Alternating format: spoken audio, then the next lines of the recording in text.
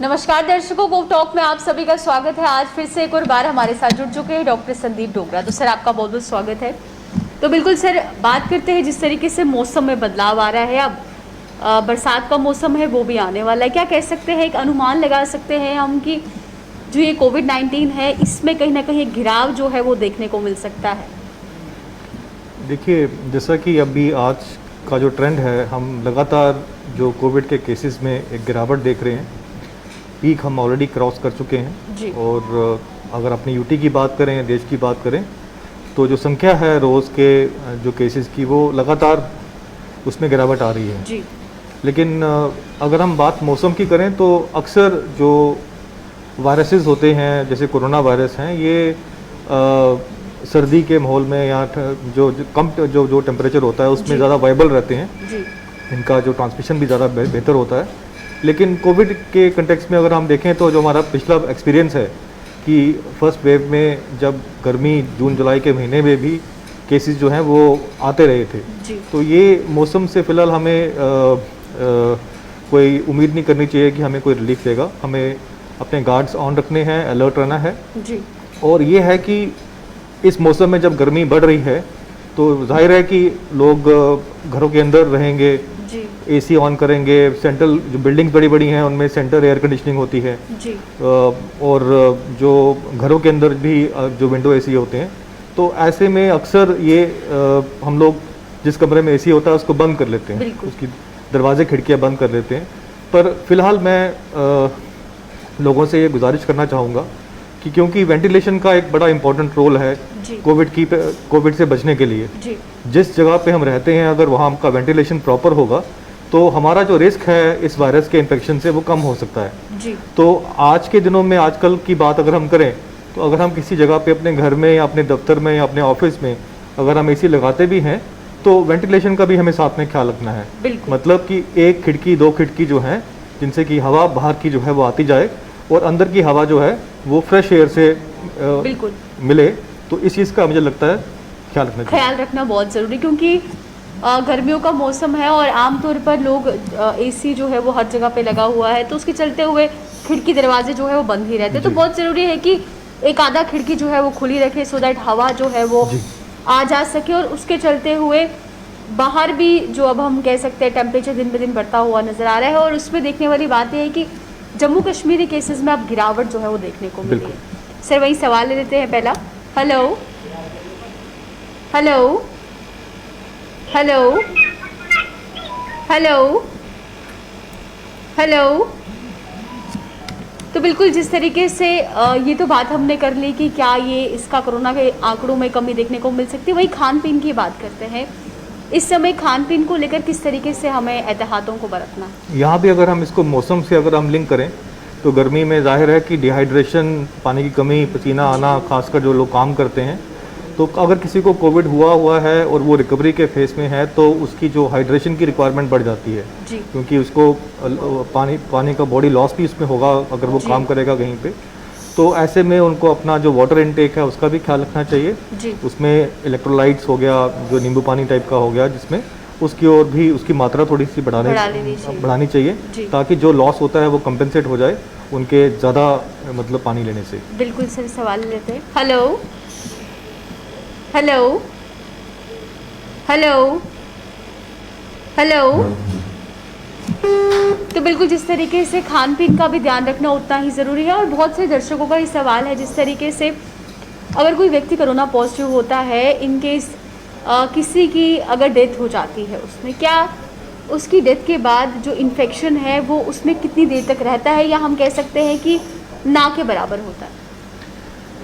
देखिए, ये लोगों में काफ़ी एक सवाल भी है और एक डर भी इस चीज़ का रहता है। हमें समझना ये है कि वायरस जो होता है वो उसको एक लिविंग सेल चाहिए होते हैं मल्टीप्लाई करने के लिए। अगर उसको अपना काउंट अगर बढ़ाना है या लोड अगर बढ़ाना है वायरल लोड, तो वो तभी कर पाएगा जब सेल जो है जहाँ भी जिन सेलों में वो होगा हमारी बॉडी के अंदर, उनमें वो लाइव हों, उनको वहाँ से उनको न्यूट्रिशन चाहिए होता है, उसको भी आगे बढ़ने के लिए चीज़ें चाहिए होती हैं।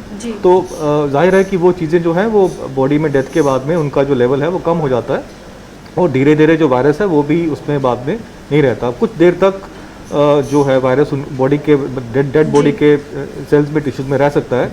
लेकिन बात यहाँ पे इस वायरस के रहने से ज़्यादा ज़रूरी समझना ये है कि वायरस, हम जब बात करते हैं फैलने की, तो वायरस कैसे फैलता है। वायरस हमारे नाक या मुंह से जब हम बात करते हैं, जब हम छींक मारते हैं या खांसी करते हैं, या नॉर्मल अगर हम बात भी करें तो तभी हमारी जो रेस्पिरेटरी एफर्ट से एरोसोल्स या ड्रॉपलेट से वायरस जो है वो हमारे मुंह से, नाक से बाहर निकलता है। वो किसी दूसरे को अगर वो कैच करे तो उसको इन्फेक्शन होता है। ये चीज़ डेड बॉडी से पॉसिबल नहीं है। तो जो रिस्क ऑफ ट्रांसमिशन जो है वो तभी है कि अगर आप बॉडी के क्लोज कंटेक्ट में रहे, या फिर कई केसेस में अगर बॉडी की ऑटोप्सी होती है तो उन लोगों को रिस्क रहता है। जब आप बॉडी से कोई मैनिपुलेट करते हैं या कोई सैंपल अगर लेना होता है तो उस केस में जो रिस्क होता है, ऐसे डेड बॉडी से पर से जो है वो रिस्क ऑफ ट्रांसमिशन जो है वो ना के बराबर है। और इन सब चीज़ों का ख्याल वैसे ही रखा जाता है जब हॉस्पिटल डेड बॉडी जो है अपने जो परिजनों को दी देता जाती है, तो इनका पूरा ख्याल रखा जाता है। बिल्कुल, हम ये कह सकते हैं जब कोई व्यक्ति मृतक हो जाता है उसमें ना के बराबर है कि वो इन्फेक्शन जो है, जो भी परिजन उनके आए हैं उन्हें लेने के लिए, उसमें इन्फेक्शन का कोई खतरा नहीं होता। बिल्कुल सर, सवाल लेते हैं। हेलो जी, अपना सवाल बोलिए सर। जी बोलिए। मुझे इनको ये बोलना, कल मैंने वैक्सीन किया था तो अभी मुझे बुखार लग रहा है, उसके लिए मुझे क्या दवाई खानी और क्या मुझे अपने बच्चों से दूर रहना है घर में? देखिए, कई लोगों में वैक्सीन लेने के बाद में मामूली सा हल्का बुखार रह सकता है। इससे घबराने की बात नहीं है, ये वैक्सीन का एक नॉर्मल रिस्पांस है। वैक्सीन का बुखार जो है अगर आपको ज़्यादा परेशान नहीं कर रहा, अगर ये कम है तो आप दवाई नहीं भी लेंगे तो ये अपने आप कम हो जाएगा। और अगर ये रहता है या आज या कल तक अगर रहता है तो आप पैरासीटामोल की टैबलेट जो है वो पानी के साथ ले सकते हैं। मैं आपको विश्वास दिलाना चाहूँगा कि ये बुखार जो है 48 घंटे तक या 2 या 3 दिन तक ही रहेगा, उसके बाद में ये अपने आप कम हो जाएगा। और ये एक अच्छी निशानी है कि जो वैक्सीन है उसने अपना काम शुरू कर दिया है आपके बॉडी में जाके, तो इससे आपको घबराने की कोई चिंता की वाली बात नहीं है। और क्या मुझे अपने घर वालों से दूर रहना है? नहीं, इसमें ऐसा कोई रीज़न नहीं है उनसे दूर रहने का, आप उनके साथ में रह सकते हैं। Okay sir, thank you sir. Welcome. बिल्कुल वही, बहुत सारे लोगों का ये भी सवाल है कि ऐसा बहुत बार होता है कि हम ऐसे इंसान के कांटेक्ट में आ जाते हैं जब बाद में हमें पता चलता है कि कोरोना पॉजिटिव है, तो उस समय उन्हें क्या करना चाहिए? क्योंकि बहुत से लोग जो है वो हड़कंप में जाके टेस्ट करा देते हैं, कुछ लोग जो है डर के मारे नहीं टेस्ट करवाते हैं। अगर एक्चुअल स्थिति इसकी बताएं क्या होती है कि अगर हम किसी ऐसे व्यक्ति के कांटेक्ट में आए हैं और हमें एक दिन बाद पता चलता है कि अरे ये तो कोविड पॉजिटिव था, तो उसके बाद क्या एक्शंस जो हैं हमें लेने चाहिए? देखिए, अगर ऐसा कभी लगता है कि आपको पता चले कि आप किसी से मिले थे और वो आदमी जो है बाद में पॉजिटिव आ गया है, जी, सबसे पहले आपको इस चीज़ की असेसमेंट करनी है कि आपका जो रिस्क था वो किस लेवल का रिस्क था। एक रिस्क होता है हाई लेवल रिस्क होता है, एक मॉडरेट होता है, एक लो लेवल का होता है। लो लेवल होता है कि हम किसी को बाहर ओपन में मिले हैं, हमने उसको हाथ मिलाया, उसको बात किया और आगे चले गए, मुश्किल से 10-15 सेकंड का हमने बीच में गैप था उसमें। जी। दूसरा है कि हम किसी के पास में गए, बैठे वहाँ पे जाके, उसके बाद 5-10 मिनट बैठे, लेकिन हमने भी मास्क पहना है, उसने भी मास्क पहना है, तो एक वो आपका मॉडरेट रिस्क हो गया। तीसरा रिस्क वो होता है कि अगर हम किसी के पास बैठे हैं आधे घंटे के लिए, 1 घंटे के लिए, एक ही टेबल पर बैठे हैं, खाना खा रहे हैं, जाहिर है कि जब खाना खा रहे होंगे तो मास्क खोला होगा, तो ऐसा वाला जो थर्ड वाला सिनेरियो जो है ये एक हाई रिस्क में आता है कि जब आपकी प्रोटेक्शन नहीं है, जब आपका कॉन्टैक्ट टाइम जो है 15 मिनट से ज़्यादा है, तो ये आपका हाई रिस्क में आ गया। तो सबसे पहले आपको ये असेसमेंट करनी है कि आपका उस आदमी से जो रिस्क था, जो कॉन्टैक्ट था, वो किस लेवल का था। अब डिपेंडिंग ऑन कि वो रिस्क क्या है, अगर तो वो माइल्ड या मॉडरेट था तो डरने की बात नहीं है, आपने अपने आप को सिर्फ ऑब्जर्व करना है कि आपको कोई सिम्टम तो नहीं आते हैं। मोस्टली ऐसे केसेस में नहीं आएंगे, बिकॉज ऐसे केसेस में रिस्क ऑफ ट्रांसमिशन काफ़ी कम रहता है। लेकिन सिवियर जो हाई रिस्क केसेस जो होते हैं, जिसमें कि 15 मिनट से ऊपर आप किसी के पास 1 मीटर की दूरी में बैठे हैं और आपने बातें की हैं, खाना खाया है, चाय पी है, तो ऐसे वाले केसेस में ऐसे लोगों को 5 दिन तक अपने आप को अपना जो है अपने क्वारंटाइन करना चाहिए और उसके बाद में अपना एक टेस्ट करवाना चाहिए। अगर वो टेस्ट नेगेटिव आता है तो वो अपनी लाइफ वापस शुरू कर सकते हैं, अगर वो पॉजिटिव आता है तो फिर उनको भी आइसोलेट होना पड़ेगा। बिल्कुल सर, नेक्स्ट सवाल ले लेते हैं। हेलो हेलो हेलो जी, अपना सवाल बोलिए सर। जी, श्रीनगर से बोल रहे हैं, मोहम्मद अशरफ बोल रहा हूँ। तो मैं 1 महीना पहले पॉजिटिव आया था, बाद में निगेटिव हो गया लेकिन मैंने पहले डॉक्सलिन खा ली, वो डॉक्सलिन एक हफ्ता खाकर फिर डॉक्टर साहब ने फेविक्लो कह दिया कि एज के मुताबिक आपकी एज 60 ईयर्स है तो फेविक्लो खा लीजिए। तो लेकिन उसके बाद मुझे नींद नहीं आती है, फेविक्लो खाने के बाद मुझे आजकल नींद नहीं आती है रात को। देखिए ऐसा है, आप दवाइयाँ मुझे लगता है अब आपने बंद कर दी होंगी दोनों ये। जी ये बंद ठीक है। दोनों की हाँ, उसी टाइम जब ठीक है, मैं ठीक है, ठीक है। मैं निगेटिव हो गया। देखिए अभी आपकी जो कंडीशन है, जो आप बता रहे हैं, मैं उनको इन दवाइयों से नहीं जोड़ूंगा। मैं आपको ये समझाना चाहूँगा कि ये जो कोविड-19 नेगेटिव आने के बाद में जो रिकवरी का पीरियड होता है, इसमें लोगों को अलग अलग तरह की परेशानियाँ आ सकती हैं। उसमें जो है ये नींद ना आना या बदन में दर्द रहना, हल्की हल्की खांसी होना, बुखार होना, ये लक्षण कुछ देर तक रह सकते हैं। तो इसमें ये चीज़ कोई आप दवाइयों से वाली नहीं है। इसमें आपको यही ख्याल रखना है कि आप अपनी रिकवरी के लिए अपने खाने पीने का जो है वो थोड़ा सा ख्याल रखिए। ज़्यादा अभी आपको आराम करने की ज़रूरत है। जितना आप अपनी बॉडी को रेस्ट देंगे उतनी आपकी रिकवरी जो है वो जल्दी होगी और अच्छी तरीके से होगी। ज़्यादा एक महीना हो गया डॉक्टर साहब, एक महीना हो गया। इसमें हफ्ते से लेके महीने भी लग सकते हैं। 6 महीने तक हमने देखा है कि लोगों को जो लक्षण जो होते हैं इस तरह के पोस्ट कोविड के, उनको जाने में वक्त लगता है। तो अगर कई लोगों को ज़्यादा भी लग सकता है, कई लोगों को अगर कोई कोमॉर्बिडिटी है, कोई और बीमारी भी साथ में है, तो उनमें लोगों को ज़्यादा दिक्कत होती है। आप सिर्फ अपने खाने पीने का ख्याल रखिए, थोड़ा सा आराम कीजिए, धीरे धीरे अपनी ज़िंदगी में वापस आइए। ये चीज़ें वक्त के साथ में ठीक हो जाएंगी। तो डॉक्टर साहब वैक्सीन कब करेंगे? मैं वैक्सीन आपको अभी कम से कम 3 महीने का इंतज़ार करना है रिकवरी के बाद। जब आप कोविड से पूरी तरह से ठीक होके आइसोलेशन से बाहर आए थे, उस दिन से लेके आपको 3 महीने का इंतज़ार करना है। उस 3 महीने के बाद में आप अपनी पहली वैक्सीन लगा सकते हैं।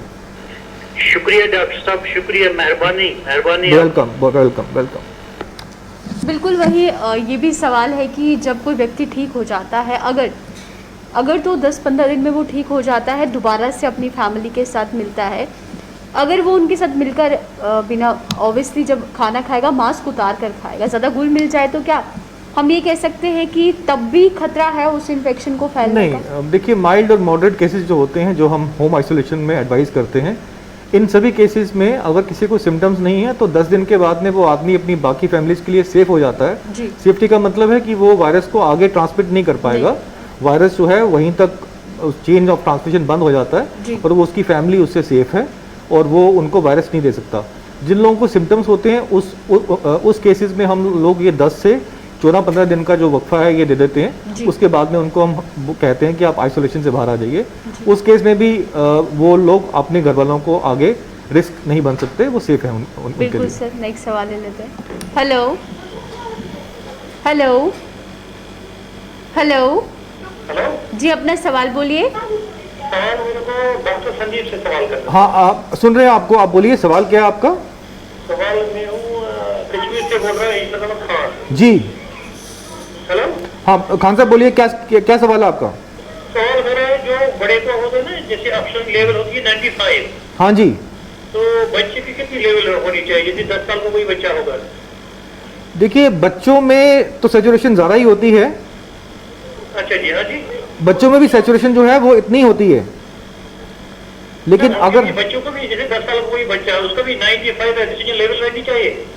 हाँ, देखो सैचुरेशन तो सभी में जो है वो अच्छी होनी चाहिए, आपकी 95 से ऊपर ही होनी चाहिए बच्चे को भी। जी जी जी। अगर कोई बिल्कुल वही बात करते हैं। आज हर घर में ऑक्सीमीटर जो है वो लगा रखा है और हर कोई ऑक्सीमीटर पे ऑक्सीजन की जो लेवल है वो मापते रहते हैं। वही बात करते हैं एक्यूरेट, अगर हम ऑक्सीजन लेवल की बात करते हैं, कौन सा कितने हद तक ठीक है। अगर इस हद तक पेशेंट की सैचुरेशन आ रही है तो ठीक है, आप घर पे उसे रख सकते हैं। लेकिन जैसे ही आपको लगता है कि अब ऑक्सीजन की जो लेवल है वो कम होती हुई नज़र आ रही है तो जल्द से जल्द इन्हें अस्पताल शिफ्ट करें। देखिए हम अगर कोविड की ना भी बात करें तो जो मेडिकली रिकमेंडेड सैचुरेशन जो रहती है एक हेल्दी एडल्ट में, वो उसका जो लेवल है वो 95 से ऊपर रहना चाहिए जी। उसके लिए हमारे पास पल्स ऑक्सीमीटरी डिवाइस होती है, हम उसको अपनी फिंगर में लगा के देख सकते हैं। 95 से ऊपर नीचे हो सकता है, वो 96 भी हो सकता है, 7 भी हो सकता है, बट डिपेंडिंग हम कि हम कितनी एक्सर्शन करते हैं, हमारी बॉडी कितनी एक्टिव है। लेकिन टारगेट यही रहता है कि डिफरेंट फेजेस ऑफ वर्क में आपका लेवल इसके ऊपर रहना जी। चाहिए। तो अलर्ट जो हम जो कहते हैं कि जब हम होम आइसोलेशन में हैं और अगर हमें लगता है कि 94 से नीचे हमारा सेचुरेशन ड्रॉप कर रहा है जी। और वो परसिस्टेंट ड्रॉप कर रहा है, हम उसमें इंटरवेंशन भी करते हैं, हम उल्टा भी लेटते हैं, हम लोग एक्सरसाइज भी करते हैं, पर वो सब तरीके करने के बावजूद भी अगर वो ड्रॉप जो है सस्टेन रहता है तो वो हमारे लिए एक अलर्ट साइन है। जी। इसका मतलब है कि हम उस चीज़ को अपने घर में रह के मैनेज नहीं कर पाएंगे, और किसी भी केस में अगर ये 90 से कम ड्रॉप करता है फिर तो हमें हॉस्पिटल में शिफ्ट करना ही करना है। तो 94 से लेके 92 वाला जो लेवल है, इसमें हम लोग अपने तरीके जो हैं, जो एडवाइस करते हैं, प्रूनिंग की बात करते हैं, योगा की बात करते हैं, ब्रीदिंग एक्सरसाइज की बात करते हैं, या जो ऑक्सीजन की जो मशीनें होती हैं वो उसकी बात करते हैं, वो सब कुछ ना कुछ हद तक हमें इसमें रिलीफ दे सकती हैं। लेकिन 90 से कम वाला जो कट ऑफ लेवल है वो एक मेडिकल इमरजेंसी है, उसमें हमें हॉस्पिटल मूव करना ही है, बिकॉज उसमें हमें हो सकता है कि ऑक्सीजन के साथ में कोई दवाइयाँ देनी पड़े, कुछ और वहाँ पर चीज़ें आपको चाहिए होंगी जो हम लोग घर में नहीं दे पाएंगे उनको। बिल्कुल सर, वही नेक्स्ट सवाल ले लेते हैं। हेलो हेलो जी, अपना सवाल बोलिए सर। जी, मैंने जो है 1 मार्च को जो वैक्सीन लगवाई थी जी, दोनों डोज के बाद मुझे किडनी में दर्द होता है। आपने दोनों डोजेस लगा ली हैं आपने और आपको छाती में दर्द हो रहा है? छाती में नहीं सर, मेरे को किडनी में दर्द होता है। देखिए, वैक्सीन का पहले आपकी कोई मेडिकल हिस्ट्री है ऐसी कोई दर्द की? नहीं सर, पहले तो कुछ नहीं थी मेरी। देखिए, वैक्सीन का कोई डायरेक्टली जो है किडनी के साथ में कोई ऐसा कंसर्न नहीं रहता। मैं आपसे एडवाइस करूंगा कि आप एक बार अपने आप को चेकअप करवाइए। क्या पता आपके कुछ टेस्ट वगैरह करने पड़े जिसमें पता लगे कि आपकी जो दर्द का जो रियल रीज़न क्या है। इसको वैक्सीन के साथ में लिंक करने का मुझे लगता नहीं कोई कारण है। बिल्कुल वही बात करते हैं। वैक्सीनेशन लगाने के बाद आमतौर पर अगर हम बात करें, क्या लक्षण देख सकते हैं? ज़्यादा बुखार देख सकते हैं, दर्द देख सकते हैं, या ये देख सकते हैं जैसे ये बोल रहे हैं किडनी में दर्द हो रहा है, बहुत से लोग बोलते हैं जी। जो एक्सेप्टेड डॉक्यूमेंटेड साइड इफेक्ट्स होते हैं वैक्सीनेशन के, उसमें पहला है पेन एट द साइट। टीका है, सुई लगाएंगे, दर्द हो सकती है जी। कई लोगों में उस जगह पे सूजन भी हो सकती है, दर्द काफ़ी दिन तक रह सकती है जी। उसके साथ में जो कॉमनेस्ट साइड जो होता है, इसका इफेक्ट होता है, वो होता है बुखार। टीका एक फॉरेन सब्सटेंस है, जब हम उसको बॉडी में इंजेक्ट करते हैं तो बॉडी नेचुरली एक रिस्पॉन्ड करती है उसको। तो वो जो इम्यून रिस्पॉन्स है उसमें फीवर उसका एक सिम्टम है जी। तो बुखार हो सकता है, माइल्ड बुखार हो सकता है। बुखार अक्सर शाम को शुरू होता है, नेक्स्ट डे शुरू हो सकता है। माइल्ड का रहता है, 1 दिन रहेगा, 2 दिन रहेगा, उसके बाद में वो अपने आप कम हो जाता है। जैसे ही बॉडी की इम्यूनिटी जो है वो उसको उस साइड को इफेक्टिवली मैनेज कर लेती है तो बुखार कम हो जाता है।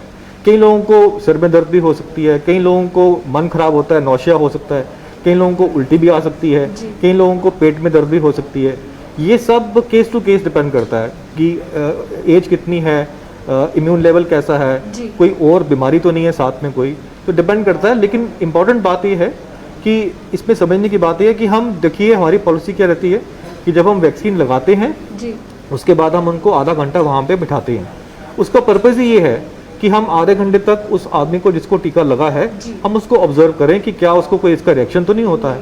अब जो भी सिवियर रिएक्शन होते हैं वो वैक्सीन लगाने के 10-15 मिनट के अंदर हो जाते हैं जी।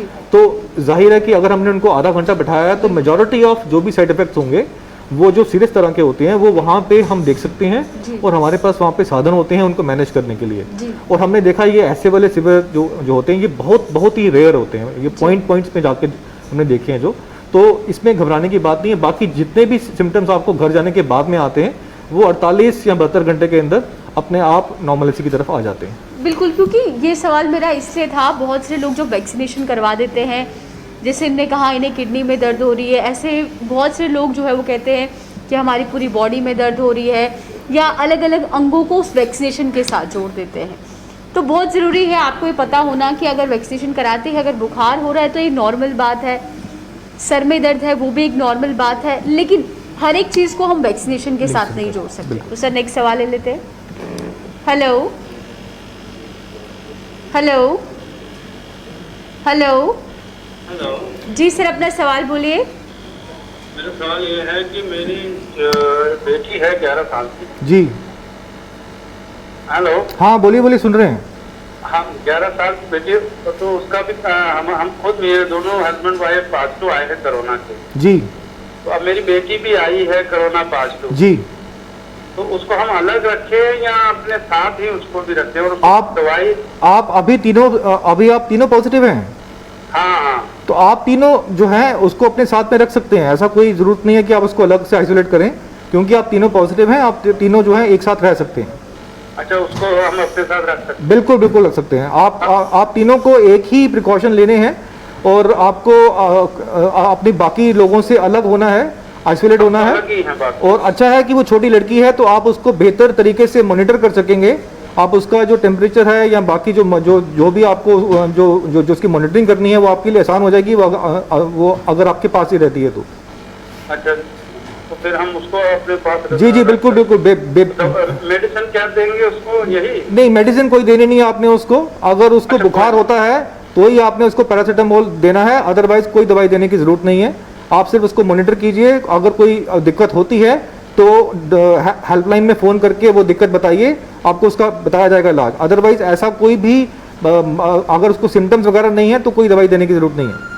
सिम्टम तो नहीं है ना उसको, बुखार है ना? बड़ी बच्चों बच्चों में ज़्यादा दिक्कत नहीं आती है। बच्चे आराम से, आपको 10 दिन निकालने हैं, 10 दिन का आइसोलेशन पूरा करना है, 10 दिन के बाद में वो एकदम बिल्कुल ठीक होकर बाहर आएगी, फिक्र मत कीजिए आप। ठीक है सर, जी, ठीक है।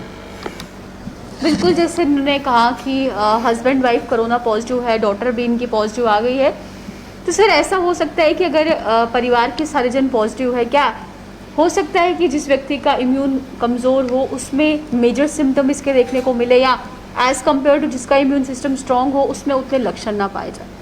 देखिए, सिम्टम्स और बीमारी का जो कनेक्शन है वो उसके बड़े सारे वेरिएबल्स हैं जी। एक आदमी को जो इन्फेक्शन हुआ उसकी डिग्री क्या आती है, उसमें वायरल लोड कितना गया, जी। कईयों को ज़्यादा जा सकता है, कईयों को कम जा सकता है।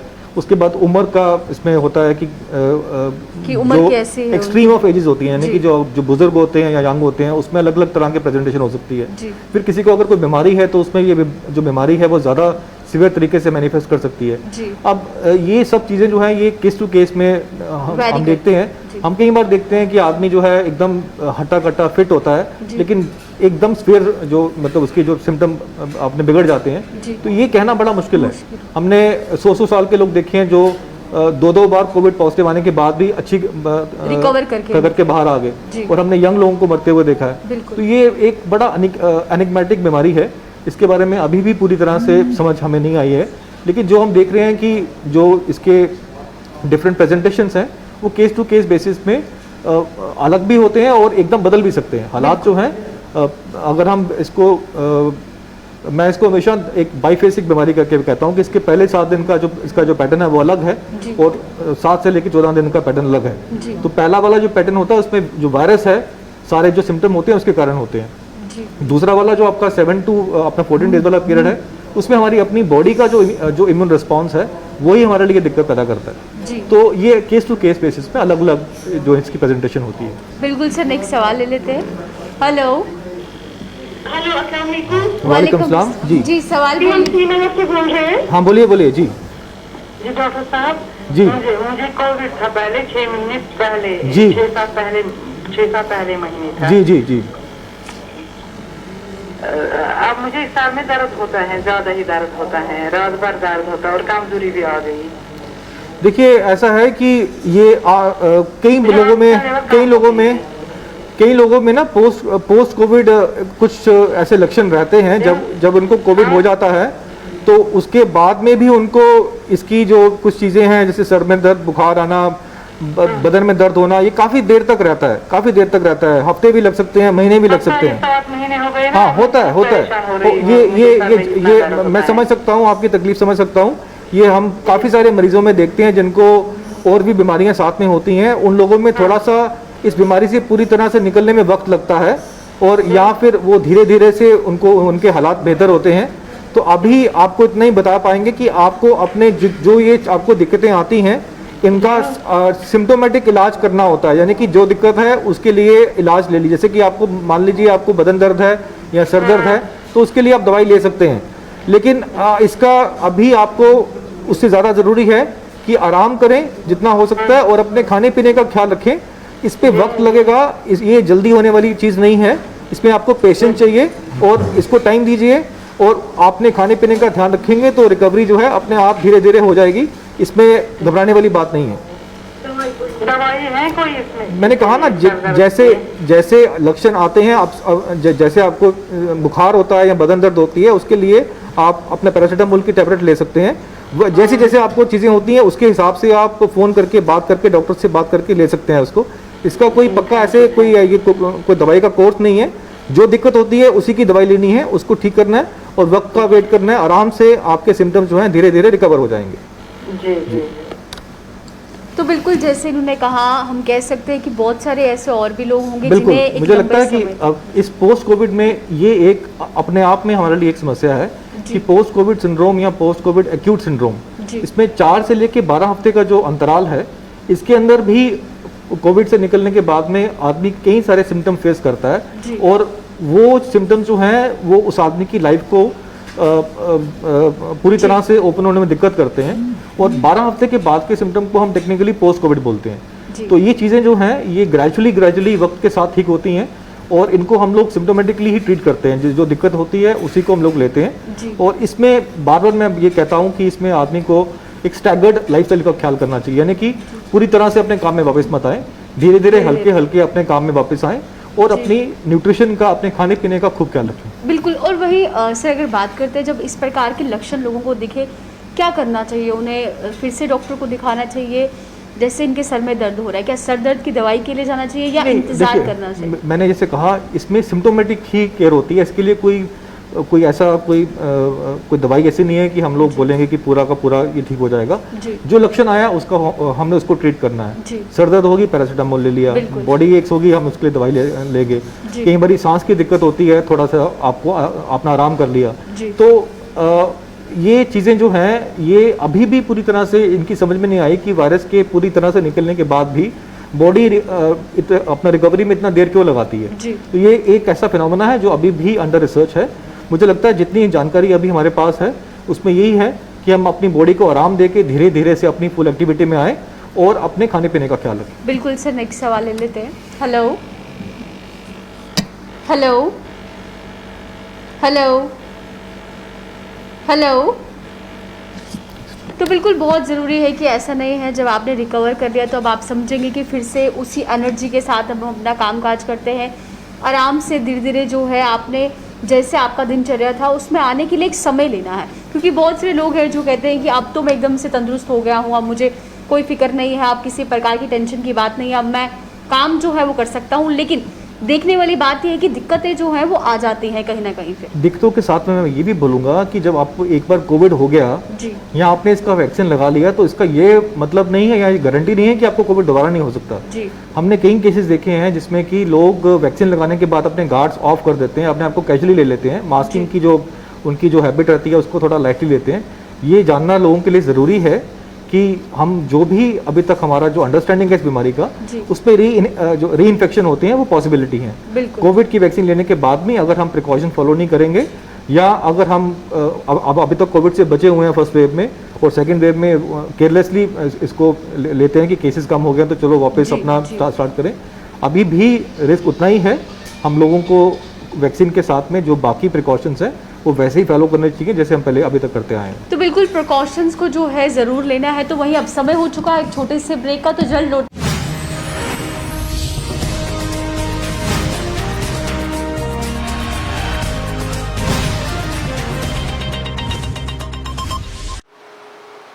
A very good evening to all. On behalf of the Department of Health and Medical Education, Government of Jammu and Kashmir, this is today's daily media briefing on the emergent COVID situation in the UT.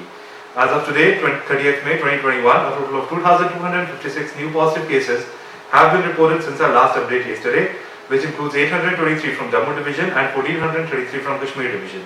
Moreover, 3,805 COVID patients have recovered. Also, 29 COVID deaths have been reported, which includes 20 from Jammu Division and 9 from Kashmir Division. No new cases of mucormycosis have been reported in the UT today. 8 confirmed cases have been reported cumulatively till now. Over the period of last 24 hours, a total of 41,791 COVID tests were conducted, which includes both RAT and RT-PCR tests. With regards to bed occupancy, against the availability of 5,976 level 1 and level 2 beds, 2,248 stands occupied.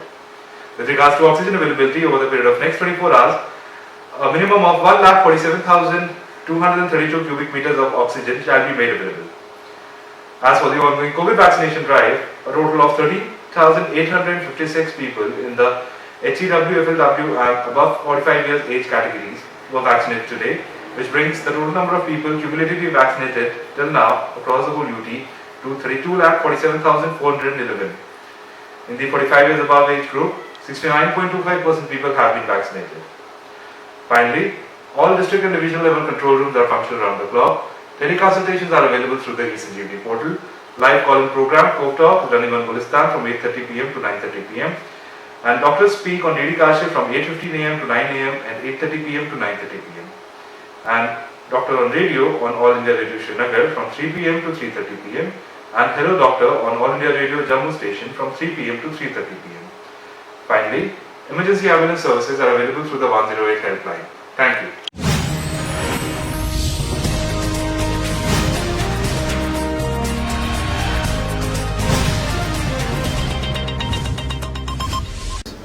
I don't.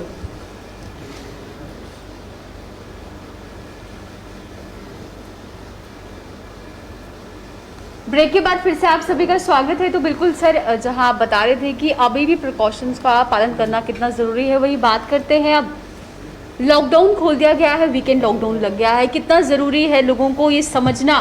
बेशक lockdown हटा दिया है, weekly lockdown लगा दिया गया है, लेकिन जैसे अभी तक लोग सहयोग देते आए हैं, कितना ज़रूरी है इसी प्रकार से सहयोग देना। देखिए, मैं बहुत सिंपल सी बात बोलूँगा। फर्स्ट वेव के बाद में काफ़ी निंदा की गई कि लॉकडाउन के बारे में लोगों के अलग अलग व्यूज़ थे जी। उसके बाद में हालात ऐसे हो गए कि लगाना पड़ा। बिल्कुल। और आज जो हालात हो रहे हैं वो इसीलिए हो रहे हैं कि हमने किसी हद तक लॉकडाउन के थ्रू चेन ऑफ ट्रांसमिशन को ब्रेक किया है जी। उसी का रिजल्ट है कि हम पीक को क्रॉस किया हमने, और हमारे जो डेली केसेस में एक गिरावट जो आ रही है वो परसिस्टेंट है जी।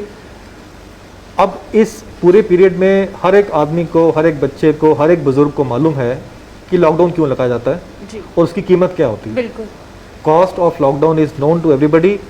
जो बिजनेस करते हैं, जो घरों के अंदर हैं, जो टीचर्स हैं, जो स्कूल के बच्चे हैं, जो डॉक्टर्स हैं, जो इंडस्ट्री वाले हैं, सबको मालूम है कि लॉकडाउन का डिसीजन कितना इंपॉर्टेंट है और इसकी इम्प्लीकेशंस क्या हैं जी। मुझे लगता है कि आज हम जब एक बार दोबारा से एक बेहतर वक्त की तरफ मूव कर रहे हैं, बिल्कुल। तो किसी को भी शंका नहीं होनी चाहिए, किसी को इस चीज़ को लाइटली नहीं लेना चाहिए कि लॉकडाउन हमने जो लगाया था उसके जो रीज़न थे वो आज भी वैसे के वैसे ही हैं। हम अगर चाहते हैं कि आगे हम अपना कामकाज अपना आराम से करें, अपना दुकानें खोलें, अपने स्कूलों में बच्चों को भेजें, अपनी इंडस्ट्री को रिवाइव करें, अपनी इकॉनमी को बेटर करें, तो बातें वही हैं, चार की चार, वो हमें फॉलो करनी है जब तक हम पूरी तरह से अपने लोगों को वैक्सीनेट नहीं कर लेते। याद रखिएगा कि हम तभी बच पाएंगे जब हम सभी को वैक्सीनेट कर पाएंगे। एक या दो को या 50 को या 100 को या 1 लाख को करने से बात नहीं बनेगी। सभी अगर वैक्सीनेट होंगे तभी हम सुरक्षित होंगे। बिल्कुल सर, वही सवाल भी ले लेते हैं अगला। तो बहुत ज़रूरी है, जैसे हम कल भी इस बात पे चर्चा कर रहे थे कि बहुत सारी कंट्रीज़ में देखने को मिल रहा है कि वहाँ पे एक प्रोटोकॉल ये बना दिया गया है कि आप उसी जन से, उस व्यक्ति से बात कर सकते हैं जो सामने वाला आपको वैक्सीनेटेड लगता है, यानी वैक्सीनेटेड पर्सन वैक्सीनेशन जिसने लगाई हो उसी से बातचीत कर सकता है। तो कहीं ना कहीं इसमें वैक्सीनेशन को भी बढ़ावा मिलता है और साथ ही साथ हम ये कह सकते हैं कि जहाँ पे ज़्यादा से ज़्यादा जनता जो है वैक्सीनेशन लगाएगी वहाँ पे शून्य पे, या हम कह सकते हैं बहुत ही कम मात्रा में जो ट्रांसमिशन ऑफ ये कोरोना का जो है वो बहुत ही कम देखने को मिलेगा। देखिए, अभी जितने भी विदेशों में जहाँ पे लॉकडाउन खुले हैं, यहाँ पे इकॉनमी वापस आई है जी। वो ये तभी कर पाए हैं क्योंकि उनकी पॉपुलेशन कम थी जी। उन्होंने अपना वैक्सीनेशन टारगेट जो है वो अचीव कर लिया। उन्होंने अपनी मैक्सिमम जो पॉपुलेशन को वैक्सीन दे दिए और जो चेन ऑफ ट्रांसमिशन था, जो एग्रेसिव जो ट्रांसमिशन होता है उसमें वो एक तरह से उसको रोक पाए। हमारा भी जो इससे निकलने का तरीका वही है। हमारे केस में बस ये बात है कि हमारी पॉपुलेशन बहुत ज़्यादा है और लॉजिस्टिक के जो भी इश्यूज हैं उसमें हमें वक्त लग सकता है। लेकिन जब तक हमें वक्त लगेगा अपने लोगों को गाँव में, ख़ास तौर से शहरों में जो है, जब तक हम उनको पूरी तरह से वैक्सीनेट नहीं कर पाएंगे तब तक हमें अपने आप को दोबारा से री इन्फेक्शन से बचाना है और जो अभी तक ससेप्टेबल हैं उनको अपना ख्याल रखना है कि वो उनको इन्फेक्शन ना हो। बात वही है कि वायरस एक इंसान से ही दूसरे में जाएगा। बिल्कुल। या तो आप उस इंसान को समझ में आ जाए कि मैंने मास्क पहनना है और मैंने अगर पॉजिटिव होता हूँ तो फैलाना नहीं है, या फिर मैं वैक्सीन ले लूँ ताकि मुझे अगर होता भी है तो मेरे से आगे नहीं फैले। दो ही तरीके हैं इससे बचने के लिए। जितना जल्दी हम अपने पूरे लोगों को, अपने आवाम को ये जो वैक्सीनेशन दे पाएंगे, उतना ही जल्दी हम एक नॉर्मल लाइफ जो मोड में आ सकते हैं। बिल्कुल सर, सवाल ले लेते हैं। Hello hello hello hello. तो बिल्कुल बहुत ज़रूरी है वैक्सीनेशन जो है वो करवाई जाए ताकि हम भी जो है सुरक्षित रह सके और उतना ही कम जो इन्फेक्शन है वो एक दूसरे से फैल पाएगा। तो वही नेक्स्ट सवाल ले लेते हैं। हेलो हेलो जी, अपना सवाल बोलिए। हेलो जी सवाल बोलिए सर अपना। Good evening sir. Very good evening जी, कहिए क्या सवाल है आपका? Sir actually 6 months back I was covid positive. जी। सीवियर कोविड था, बायलैटरल निमोनिया था। Okay I have a history comorbidity of bronchial asthma. Okay so hello yes yes, we are listening to you, please carry on. Yeah, so my absolutely after 6 months I'm feeling I'm getting better. Wonderful. Sir, what are the chances of reinfection? I have taken the first jab of vaccine after 5 months. Well, I guess you have taken Covishield. I have taken Covishield. Yeah. So if you ask me technically, well, you are safe for about say 70% from reinfections, and the rest 30% you have to take care by following the COVID appropriate behaviors. Thanks a lot. Thanks a lot, sir. Welcome, welcome. बिल्कुल, जैसे इन्होंने पूछा कि री infection हो सकता है, नहीं हो सकता है, लेकिन ये समझने वाली बात है कि जब आप कोविड के एप्रोप्रिएट बिहेवियर को बनाए रखेंगे तो उतने ही कम चांसेस है कि आपको री इन्फेक्शन हो सके। ये पूरा एक पैकेज है। जी। This safety comes in a package. Exactly. उस पैकेज में 3 चीज़ें आ गई हमारी, मास्क, डिस्टेंसिंग, जी। हैंड सैनिटेशन, और उसमें हम 4 जो हम ऐड कर देते हैं आजकल वो है वैक्सीनेशन। बिल्कुल। If you follow this package then you will have the least risk of infection. Exactly sir. Next सवाल ले लेते हैं। तो बिल्कुल बहुत ज़रूरी है, जिस तरीके से कोविड एप्रोप्रिएट बिहेवियर की हम बात करते हैं, इससे प्रायोरिटी में रखना है, चाहे कोई भी कंडीशन आपके सामने क्यों ना आए। जी जी हेलो जी, बोलिए क्या सवाल है आपका जनाब? हेलो जी जी, बोलिए बोलिए, सुन रहे हैं आपको, बोलिए। हाँ, जॉर्जिया हमने 24 अप्रैल को वैक्सीन पहला डोज किया है। जी। तो उसके बाद दूसरा कब है? कभी कहता है उस वक्त उन्होंने कहा 6 हफ्ते के बाद। आप कहते हैं कि आफ्टर 84 डेज। कौन सी वैक्सीन ली है आपने? वैक्सीन हमने ली कोविशील्ड। कोविशील्ड हाँ, कोविशील्ड के लिए जो अंतराल है, जो वक्फा है बीच में 2 वैक्सीन के, वो बढ़ा के 12 हफ्ते कर दिया गया है। जी। तो आपने 26 अप्रैल से 12 हफ्ते ऐड करने हैं और उसके बाद में आपको इसका दूसरा शॉट आप इसका ले सकते हैं। जी। और तब तक आपको घबराने की बात नहीं है। तब तक जो है इसके बीच का जो वक्फा है, जो पीरियड है, उसमें आपको भी सेफ्टी मिलेगी, ठीक है। और दूसरी डोज के बाद में आपको पूरी की पूरी इसकी सेफ्टी मिल जाएगी। और किस तारीख को करनी है? आफ्टर 84 डेज आपको 12 हफ्ते ऐड करने हैं 26 अप्रैल के बाद। 12 हफ्ते, कम से कम 12 हफ्ते। अच्छा जी जी, वही बहुत सारे लोगों का ये सवाल है कि आखिरकार वैक्सीनेशन का जो समय है ये क्यों बदला जा रहा है। पहले कुछ डेज में रखा, फिर कुछ वीक्स में रखा, फिर इसे और एक्सटेंड कर दिया गया। देखिए, वैक्सीन जब बनती है तो उसके अलग अलग ट्रायल्स होते हैं। जी। Phase 1 trial, phase 2 trial, phase 3 trial और फेज़ 4 ट्रायल। जी। अब मोस्टली वैक्सीन जो हम एक बार लगाना शुरू कर देते हैं, वो फेज़ 4 ट्रायल में उनको हम देखते हैं कि उनका एक्चुअल में ऑन ग्राउंड में लोगों में क्या रिस्पॉन्स आ रहा है, जी। वो कितना सेफ है, उनकी कितनी एफिशिएंसी है री इन्फेक्शन से बचाने के लिए। वो डाटा जो है साथ साथ में उस पर शोर होता है, उस पर लोग विचार करते हैं। अब कोविशील्ड वैक्सीन जब से हमने भारत में देना शुरू किया, हमने इसमें एक चीज़ देखी कि इसका जो प्रोटेक्शन है, जो इसकी इफेक्टिवनेस है वैक्सीन की, वो बढ़ जाती है अगर हम पहली और दूसरी वैक्सीन के बीच का जो अंतराल है उसको बढ़ा के कम से कम 12 हफ्ते कर दें। इसकी काफ़ी सारी स्टडीज़ भी हुई है और उसमें ये इस बात की पुष्टि हुई कि इसका जो मैक्सिमम बेनिफिट है वो तब होता है जब हम इसका सेकेंड डोज 12 हफ्ते पे लें। तो ये इसका एक साइंटिफिक रीज़न है। हम चाहते हैं कि हमारे लोगों में जो इसकी एंटीबॉडीज़ हैं वो काफ़ी देर तक, काफ़ी ज़्यादा संख्या तक रहें, और उसी के लिए इसका सेकंड ड्यूरेशन जो है वो थोड़ा सा डिले किया गया है। जी, सवाल लेते हैं। हेलो हेलो हेलो मैडम जी। ऑनलाइन प्रोग्राम है ना? हाँ हाँ हाँ, सुन रहे हैं, बोलिए क्या सवाल है आपका? सर मेरा सवाल है कि मैंने दोनों वैक्सीन की है, जी फर्स्ट डोज भी और सेकंड डोज भी। जी। सर फिर ऐसा हुआ कि मुझे तभी सिर में दर्द रहता है और वो लेफ्ट साइड में रहता है, जो पैर में पैरासिटामोल खाता हूँ हाँ, तो पैरासिटामोल खाने से मुझे एलर्जी होती है। सेकंड डोज कब लिया आपने? मैंने सेकंड डोज मैंने लिया 6 अप्रैल को। 6 अप्रैल को लिया आपने, ठीक है। सर तो ऐसा है कि कुछ लोगों में वैक्सीन लेने के बाद में हल्का बुखार या सर में दर्द या ये सिम्टम जो होते हैं रह सकते हैं, लेकिन ये अपने आप थोड़ी देर के बाद में ठीक भी हो जाते हैं। तो आप फिलहाल ऐसा है कि आप इसके लिए कोई दवाई ले रहे हैं सर दर्द के लिए? नहीं सर, वैक्सीन के पहले मैं खाया था डोलो 6.5। जी जी जी जी, तो बिल्कुल कुछ नहीं होता सर। ओके। उसके बाद जब मैंने वैक्सीन की, उसके बाद जब मैंने डोलो 6.5 खाया हाँ, तो मेरे को एलर्जी हो गई सर। तो दवाई लेने के बाद में दर्द ठीक नहीं होती है? हाँ एलर्जी हुई हो सकती मुझे। मतलब दवाई डोलो 650 लेने के बाद भी आपका सर दर्द ठीक नहीं होता है? हाँ तो अभी भी सर दुख रहा है, तब से कंटिन्यू अच्छा। मतलब 2 दिन से 1 दिन रेस्ट रहता है, लेकिन सर दुखता रहता है। देखिए ये तो फिर वैक्सीन के बाद काफ़ी वक्त हो चुका है। मैं आपको एडवाइस करूंगा कि आप एक बार अपना डॉक्टर के पास जाके अपना चेकअप करवाइए। हमें देखना पड़ेगा कि इस सर दर्द का क्या रीज़न है और हो सकता है कि उसके लिए कोई और दवाई देनी पड़े। Thank you sir. जी।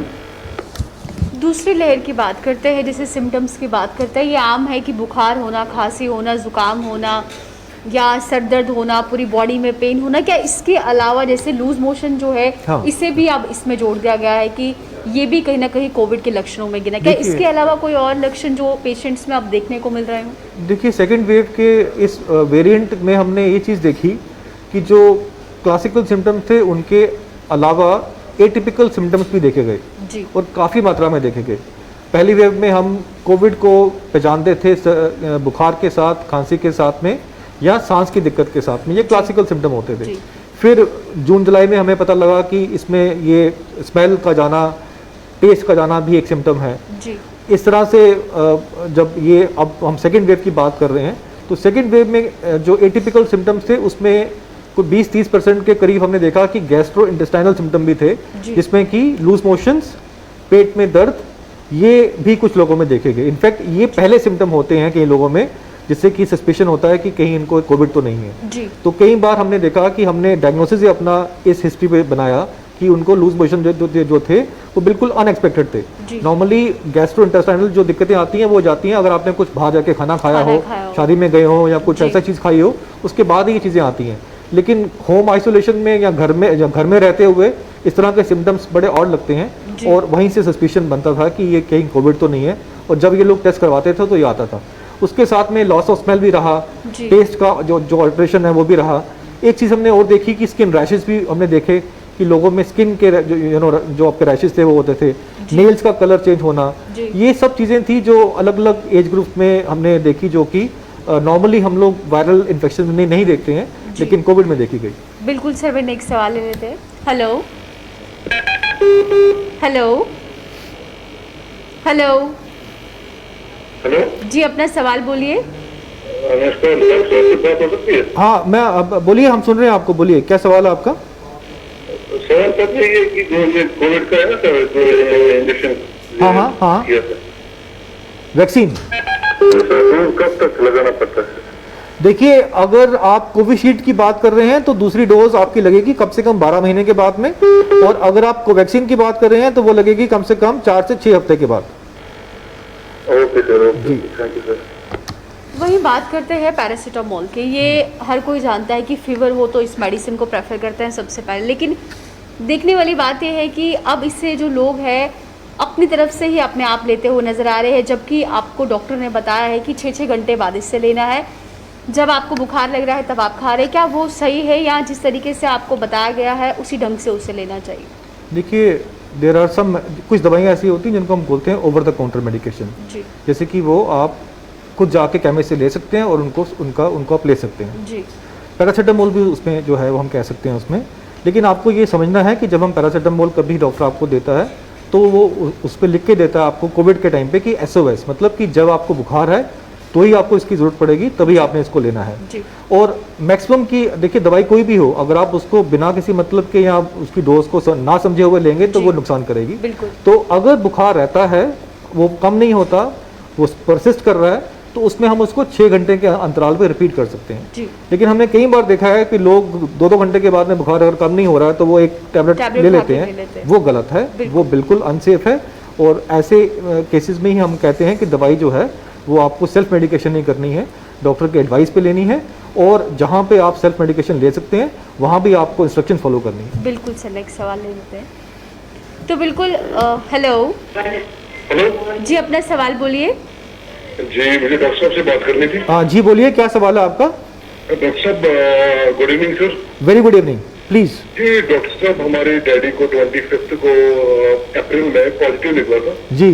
फिर उनकी सैचुरेशन लेवल डाउन हो गई थी तो फिर एडमिट कराना पड़ा। तो जी। वहाँ से फिर डिस्चार्ज होने के बाद कंसल्टेटर पे थे, तो अब उसमें ठीक है। लेकिन मेन जो इशू आ रहा है वो डॉक्टर साहब स्लीपिंग टाइम में तो ठीक होते हैं, आंखें खोल के, जब वो बैठते हैं उस टाइम वो कुछ 10-15 सेकंड के लिए अनकॉन्शियस से हो जाते हैं। जी। ऐसे लगता है उनको चक्कर आता है, लेकिन आंखें खुली होती है, लेकिन 5-10 सेकंड के बाद स्टेबल नॉर्मल हो जाते हैं। जी। तो उनका वो एक्चुअली है जो CAD और पार्किंसन डिजीज है। जी, बट जी। रिकवरी उनने जल्दी कर ली। हाँ और जी। मेन इशू ये आ रहा है वो अनकॉन्शियस हो रहे हैं, और बहुत ज्यादा वीकनेस है और नेगेटिविटी है उनमें कुछ। बहुत सही। आपका ये जो प्रेजेंटेशन आपने बताया ये हम बहुत देख रहे हैं आजकल, केसेस में देख रहे हैं। देखिए, आपको ये मेडिकली समझना पड़ेगा, क्योंकि आप उनकी केयर करते हैं, आप उनकी डायरेक्ट केयर करते हैं। मुझे आपको ये समझाना ज़्यादा ज़रूरी है ताकि आप उनका ख्याल रख सकें। हम इसको जी। And the main issue is कल से उनका BP डाउन हो रहा था, फिर हमने कॉफी दी तो बट स्टेबल हो गया काफी। मैं आपको ब्रॉडली समझाना चाहूँगा कि ये जो आप जो कंडीशन बता रहे हैं इसको हम टेक्निकली जो है पोस्ट कोविड सिंड्रोम बोलते हैं। ऐसे लोग, कुछ लोगों में कोविड की रिकवरी के बाद कोविड के कुछ लक्षण काफ़ी देर तक रहते हैं, जिसमें कि सांस की दिक्कत, घबराहट होना, पल्स का जो है चेंज होना, उसके बाद में बुखार आना, खांसी आना, बदन में दर्द होना, और जो खास तौर से वो लोग जिनको साथ में कोई और बीमारियां भी होती हैं, जो कोमॉर्बिड होते हैं और जिनको कोविड होता है, उनमें ये लक्षण ज़्यादा सिवियर होते हैं और ज़्यादा देर तक रहते हैं। इसमें महीनों लग सकते हैं। और इसमें आपको यही एडवाइस है कि इनका जो खाने पीने के साथ में जो इनके ट्रीटिंग फिजिशियंस हैं, जो इनका अल्जाइमर का इलाज कर रहे हैं, जो भी आपके न्यूरोलॉजिस्ट होंगे, आपको उनके साथ ताबुन रखना है, और अगर जरूरत पड़े तो जो उनकी मेडिकेशंस हैं उनको भी बदलने की जरूरत पड़ सकती है। MRI भी कराया उनका। जी बिल्कुल, आपको ये समझना है कि ये हाँ। भी एक दवाई दी 16 mg, उन्होंने कहा इनको थोड़ी एक्सरसाइज करानी पड़ेगी क्योंकि इनको एज है, स्टेरॉइड नहीं दे सकते हैं। बिल्कुल, यही मैं आपको समझाने की कोशिश कर रहा हूँ कि ये आप ये मत सोचिए कि ये हफ्ते में ठीक हो जाएंगे या 2 दिन में ठीक हो जाएंगे। इस पे वक्त लगेगा, ये एक पेशेंस का प्रोसेस है। आप इनके जो ट्रीटिंग फिजिशियन है उनके साथ में रब्ता रख के इनकी मेडिकेशन को शायद चेंज करना पड़े, ऑल्टर करना पड़े, और उसके साथ में इनकी जो इनका डाइट है, इनका न्यूट्रिशन है, और माइल्ड फिजिकल एक्टिविटी, ज़्यादा नहीं, आराम ज़रूरी है इनके लिए, लेकिन उसके साथ साथ में अगर ये वॉक कर सकें, थोड़ा सा अपने आप को एक्टिव रख सकें, तो वो उतना ही इनकी रिकवरी के लिए बेहतर होगा। उनमें डॉक्टर साहब ये प्रॉब्लम हो रही है, रात में सोते नहीं और दिन को इनका काफी नींद आती है, क्योंकि क्यूटन 50 खाते हैं या 25 को दिन। मैं समझ सकता हूँ, बिकॉज अगर बॉडी रेस्टलेस होगी, अगर बॉडी में सिम्टम्स होंगे तो नींद नहीं आती है, वो चीज़ें हो सकती हैं।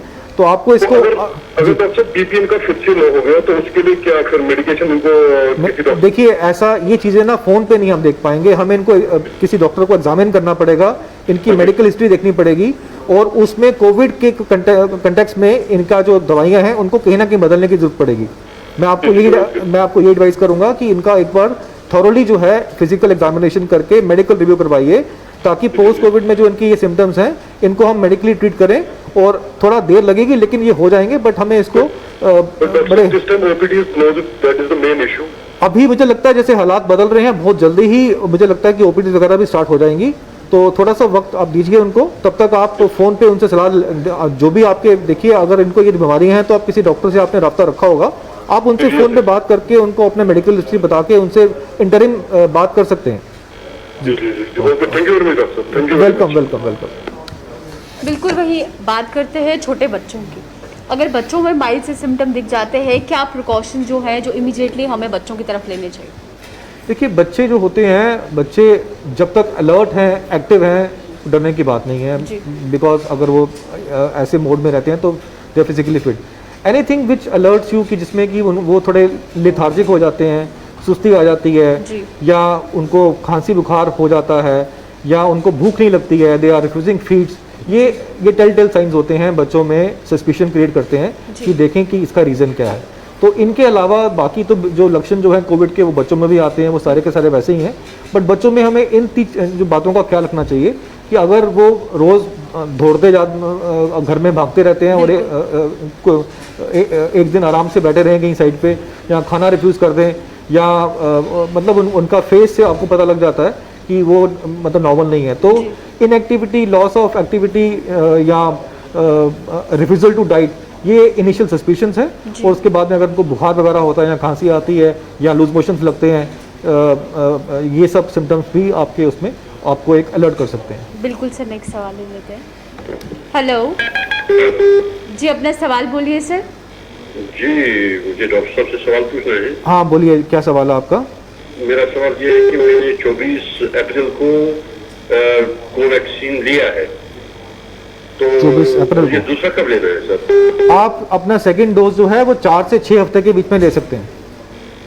जो सोशल मीडिया पे जो अफवाह है कि इसमें कोई प्रॉब्लम होती है 1 साल या 2 साल के बाद, नहीं, देखिए वो हम लोग अलग अलग चैनल्स पे, अलग अलग मीडियम पे उसको रिफ्यूट कर रहे हैं। हर एक प्लेटफॉर्म पे जहाँ पे आपने वो मैसेज देखे हैं वहीं पे उसका रिबटल भी आ रहा है। देखिए वो मैसेज जो है वो गलत कंटेक्स्ट में लिए जा रहे हैं, उनका कोई भी साइंटिफिक बेसिस नहीं है। मैं आपसे रिक्वेस्ट करूंगा कि आप उनको इग्नोर करें और जो मेडिकल जो एडवाइस है जो हम आपको बार बार दे रहे हैं उसको फॉलो कीजिए। तो क्या मेरा तो 4 हफ्ते हो गए, तो 2 हफ्ते के बाद मैं कर सकूंगा? बिल्कुल बिल्कुल, 4 से 6 हफ्ते में जब भी आप कंफर्टेबल हैं बिल्कुल ठीक है, कोई आपको कोई दिक्कत नहीं है, आराम से जाइए। मगर इन्होंने तो कहा था कि अगर आप 10 हफ्ते के बाद भी लेंगे 12 हफ्ता वो बेटर रहेगा। वो आप कोविशील्ड की बात कर रहे हैं, वो दूसरी वैक्सीन की बात कर रहा हूँ। आपने कोवैक्सीन बोला ना? ये कोविशील्ड की बात हाँ, कर रहा हूँ। अगर आपने कोविशील्ड लिया है तो आपको 12 हफ्ते का वेट करना पड़ेगा। 12 हफ्ते के बाद? जी जी बिल्कुल बिल्कुल बिल्कुल, 12 से लेके 16 हफ्ते के बीच में लगा सकते हैं। हेलो, तो बिल्कुल जैसे हमने बात की कि वैक्सीनेशन के डोज को लेकर कहीं ना कहीं पहले ये खुद कंफ्यूज थे कोवैक्सीन या कोविशील्ड को लेकर, तो समय जो है वो अब मैक्सिमम लोग समझ चुके हैं कि कितने समय के बाद दूसरी वैक्सीनेशन जो है वो लगानी है।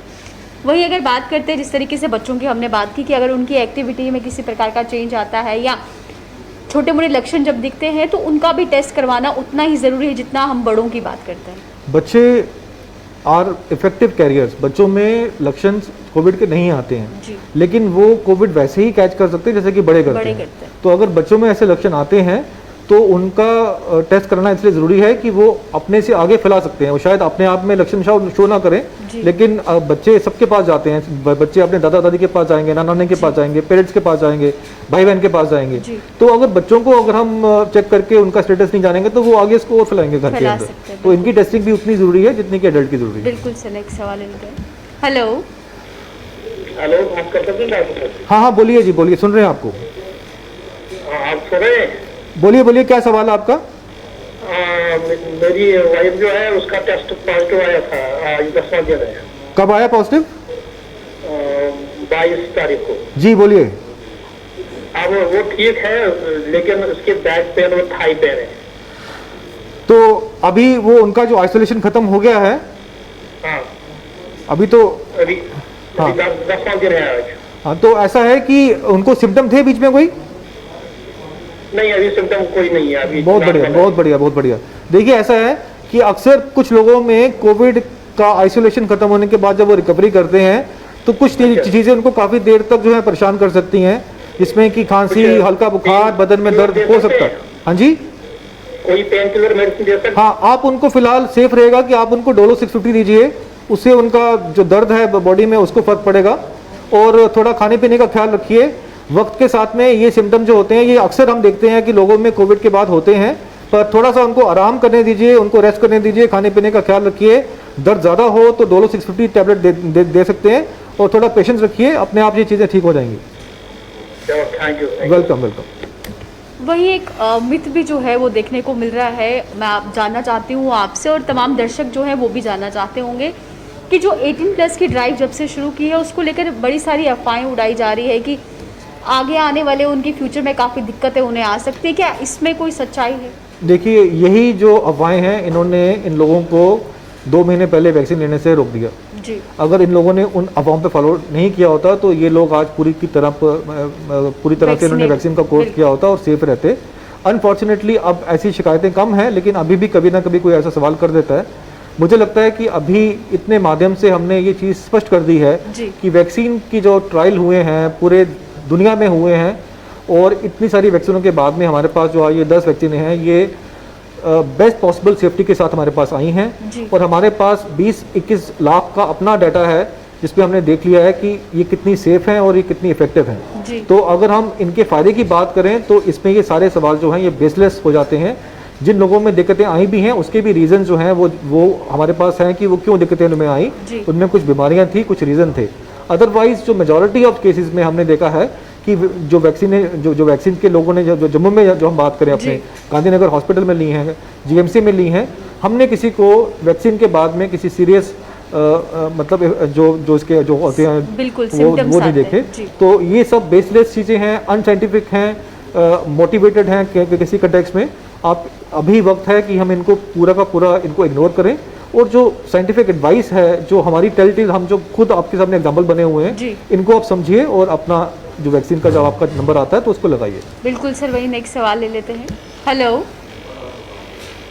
हेलो हेलो, आदाब जी, क्या सवाल है आपका जनाब? हेलो हेलो जी, बोलिए, क्या सवाल है आपका? हाँ, हमने 10 अप्रैल को किया था वैक्सीन। जी। हेलो। हाँ, बोलिए बोलिए। 10 अप्रैल को हमने वैक्सीन किया था जी। तो कोविशील्ड लिया था हमने जी। तो उसके बाद में हमें करीब 5 दिन के बाद थोड़ा सूजन हुई थी। सूजन हुई थी? ओ अच्छा, ठीक है। हाँ, सूजन हुई थी, सूजन। ठीक ठीक। बाजू में, दोनों बाजू में। जी जी। और बारी में भी थोड़ा हुई थी। जी। आप बताइए कि हम नकद डोज कैसे लेंगे या नहीं लेंगे? नेक्स्ट डोज लेंगे या नहीं? देखिए ये जो सूजन होती है, ये वैक्सीन के बाद में जब भी हम टीका लगाते हैं तो ये बॉडी रिस्पॉन्ड करती है, ये एक नेचुरल चीज़ है, इसमें घबराने की बात नहीं है। सूजन अपने आप कोई दवाई लें ना लें, सूजन अपने आप जो है 48 घंटों में ठीक हो जाती है। और इसका जो है आपकी मेडिसिन वगैरह नहीं लेनी है? नहीं, अगर आपको दर्द वगैरह हो रही है तो आप दवाई ले सकते हैं, लेकिन ना भी लेंगे तो ये अपने आप ठीक हो जाएगी, इसमें ऐसी कोई चिंता वाली बात नहीं है। अब आपकी जो दूसरी डोज बनती है वो 12 हफ्ते के बाद बनती है। जी हाँ। तो अभी आप 12 हफ्ते के बाद में आप अपना ये कोविशील्ड का सेम टीका जो है वो दोबारा ले सकते हैं, और ये जो लक्षण जो आपको जिसकी आप बात कर रहे हो ये ठीक हो जाएंगे, इससे घबराने की कोई बात नहीं है। Thank you sir. Welcome welcome. तो बिल्कुल सर, आज भी तमाम दर्शकों ने कॉल किया और बड़ी बाखूबी से आपने सबके सवाल जो है पूर्ण रूप से दिए हैं। तो वही अब समय हो चुका है अलविदा लेने का, तो मुझे और सर को दीजिए इजाज़त। नमस्कार। नमस्कार।